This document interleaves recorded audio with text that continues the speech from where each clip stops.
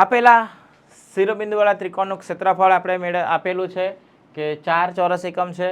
તો k નું મૂલ્ય શોધવાનું છે. અહીં શિરોબિંદુ ફક્ત બદલાયેલા છે -2 0 0 k અને 0 k.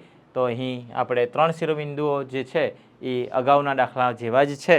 તો ક્ષેત્રફળ પણ 4 એકમ જ આપેલું છે. તો ક્ષેત્રફળનું સૂત્ર વિદ્યાર્થી મિત્રો 1/2 મોડ d, જ્યાં ત્રિકોણનું ક્ષેત્રફળ 4 છે તો મોડ d બરાબર 8 થશે.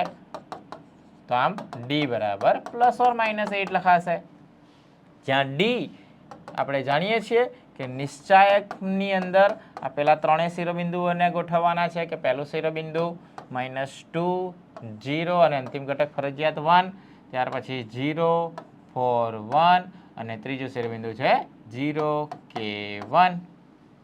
તો આમ નિશ્ચાયકનું સાદુરૂપ આપીએ તો આપણને અહીં બીજા સ્તંભ પહેલા સ્તંભ માટે વિસ્તરણ આપીએ તો -2 માટે 4 - k બરાબર ±8. તો 4 - k બરાબર ±4. -2 વડે બંને બાજુ ભાગ્યા તો ±4 રહેશે. તો 4 - k બરાબર +4 અથવા 4 - k બરાબર -4.